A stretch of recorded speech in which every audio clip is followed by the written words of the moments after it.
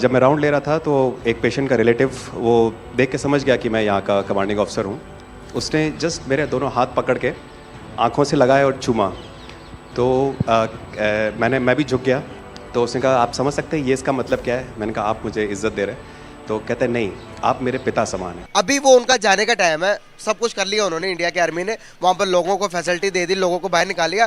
तो अब जा रहे हैं तो लोग तालियां बजा के उनको ट्रिब्यूट दे रहे हैं, लोग निकल कर रो रहे हैं घरों से। तुर्की के लोगों ने भारतीय आर्मी वालों को अपना पिता माना तो भाई मच गया इस दुनिया के अंदर हड़कंप। तो मैं काफ़ी गदगद हो गया। बट उसके बाद वो बोलता है सर मैं इस कंट्री की यंग जनरेशन हूँ और मैं आपको आश्वस्त करता हूँ कि आने वाली जनरेशन्स याद रखेंगी कि आपके देश ने हमारे देश के लिए क्या किया।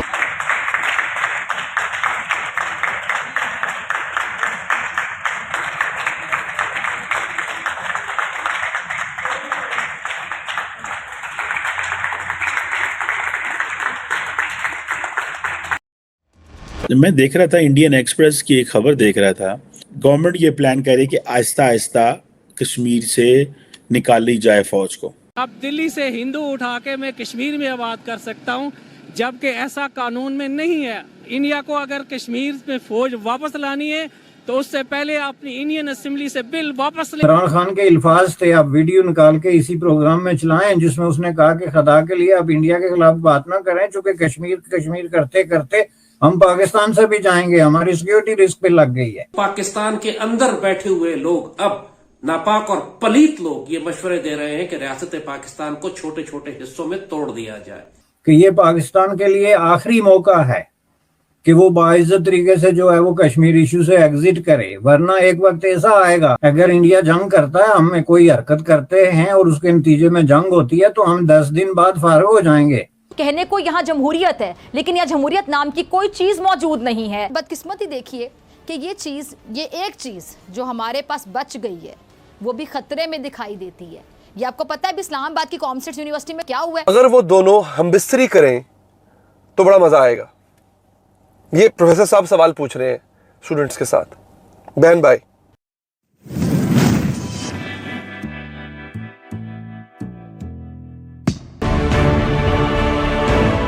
जब मैं राउंड ले रहा था तो एक पेशेंट का रिलेटिव वो देख के समझ गया कि मैं यहाँ का कमांडिंग ऑफिसर हूँ। उसने जस्ट मेरे दोनों हाथ पकड़ के आँखों से लगाया और चूमा। तो मैं भी झुक गया। तो उसने कहा आप समझ सकते हैं ये इसका मतलब क्या है? मैंने कहा आप मुझे इज्जत दे रहे हैं? तो कहते हैं नहीं, आप मेरे पिता समान हैं। तो मैं काफ़ी गदगद हो गया। बट उसके बाद वो बोलता है सर मैं इस कंट्री की यंग जनरेशन हूँ और मैं आपको आश्वस्त करता हूँ कि आने वाली जनरेशन्स याद रखेंगी कि आपके देश ने हमारे देश के लिए क्या किया।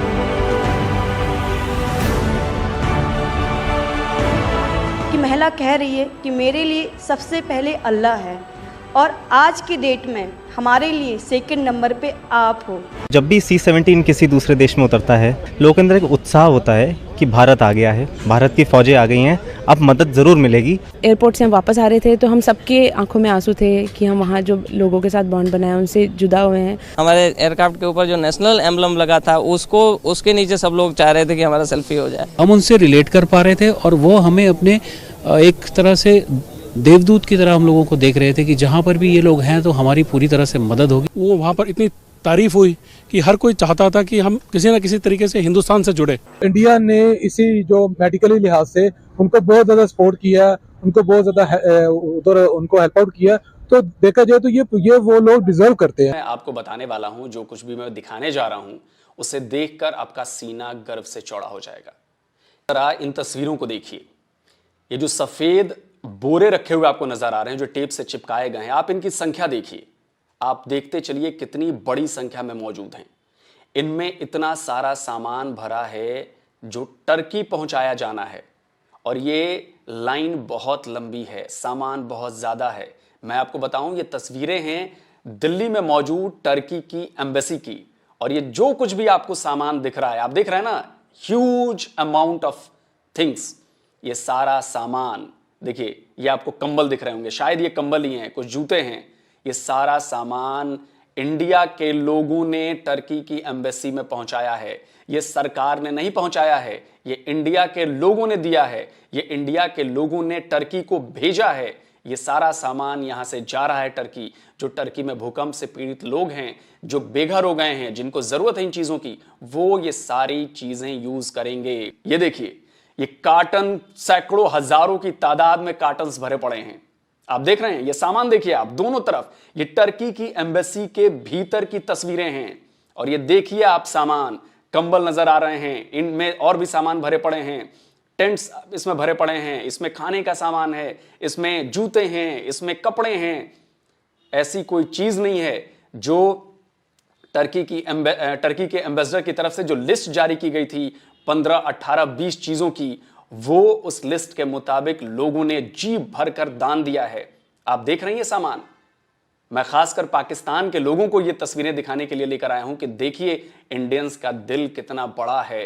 इंडियंस जब मदद करने पर आते हैं तो वो भूल जाते हैं कि वो दुश्मन की मदद कर रहे हैं, लेकिन तब भी वो इंसानियत की मदद कर रहे हैं। और इंसानियत की मदद के लिए टर्की के लोगों को जो ये सामान भेजा जा रहा है, टर्की के एम्बेसडर ने ये दोनों वीडियो पोस्ट किए हैं। और पता है, सच है कि तरक्की की दौड़ में मगरिब हमसे बहुत आगे है, तरक्की याफ्ता है, जदीद है, माशी तौर पर बहुत मजबूत है, टेक्नोलॉजी में आगे है, कानून की बालादस्ती है, वहाँ शहरियों को आज़ादी हासिल है। आज़ाद बदकिस्मती देखिए कि ये एक चीज़ जो हमारे पास बच गई है वो भी ख़तरे में दिखाई देती है।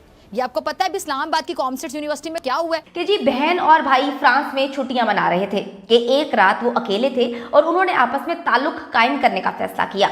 इस ताल्लुक को उन्होंने सारी जिंदगी राज रखने और दोबारा ऐसा ना करने का फैसला किया। आप इस बारे में क्या सोचते हैं और क्या इनके लिए ऐसा करना ठीक था? मिसालों के साथ ख्यालात का इजहार करते हुए जवाब दें। आपको अगर वो दोनों हमबिस्तरी करें तो बड़ा मजा आएगा। ये प्रोफेसर साहब सवाल पूछ रहे हैं स्टूडेंट्स के साथ। बहन भाई, महरम नामहरम रिश्ते के फर्क को सिरे से ही बुला दिया गया। अब क्या ये गलती थी या ये जानबूझकर किया गया, और वजह क्या थी? और वो भी इस मुल्क में जो बना ही इस्लाम की बुनियाद पर हो। क्या इस्लामी जमहूरिया पाकिस्तान में इस किस्म के क्विज पेपर, सवाल, सोच और बहस की गुंजाइश है? वो भी यूनिवर्सिटीज में जहाँ स्टूडेंट्स की जहन साजी हो रही होती है? यकीनन नहीं है। मगर इस वाक़े का जवाब नहीं होता इनके पास। इनके नाम पर अब इस किस्म के वाहयात, गैर फितरी, गैर इखलाकी और खिलाफ शरीयत जो टॉपिक्स हैं उनको डिस्कस किया जा भी सकता है। क्या हमारे माशरती जो इक़दार हैं इसकी इजाज़त देते हैं? अच्छा, अगर एक प्रोफेसर का क्विज पेपर ऐसा हो सकता है तो यूनिवर्सिटी का निसाब और माहौल कैसा होगा? क्या इस यूनिवर्सिटी में निसाबी सरगर्मियों की जांच पड़ताल करने वाला कोई नहीं है? क्या लाखों रुपए तनख्वाह लेने वाले प्रोफेसर और ये जो लाखों रुपए फीसें देने वाले जो स्टूडेंट्स हैं उनको गूगल से कोई भी मवाद उठाकर क्विज पेपर में छाप दिया जाएगा, दे दिया जाएगा? क्या कॉमर्स यूनिवर्सिटी का ये स्टैंडर्ड है, ये मेयार है जहां हमारी बहनें, बेटियां और मुस्तकबिल की माएँ जिन्होंने अपने बच्चों की परवरिश करनी है, वो जो माएँ हैं मुस्तकबिल की, माशरे के बीमार पड़ते हैं, उन्हें ये सिखाया जा रहा है? वो जो विजिटिंग लेक्चरर हजरत थे जनाब, मैं कहती हूँ कि वो कौन से जनाब हैं, वो कौन से माशरे का हिस्सा हैं? क्योंकि मुझे पाकिस्तान से बाहर मैंने तकरीबन 35 से 36 ममालिक में ट्रैवलिंग की है। इतनी गंदगी तो मैंने कहीं किसी माशरे का हिस्सा नहीं देखी। मतलब किसी यूनिवर्सिटी में आप इस तरह का बेहुदा, गिरा हुआ, नीच, घटिया, मेरे ख्याल में हाँ इनके घर में ऐसा सब कुछ होता होगा। मेरे ख्याल में इन्होंने ये सब जो है एक्सपेरिमेंट्स अपनी फैमिली मेम्बर्स के साथ, अपनी बहन के साथ शायद किए हों।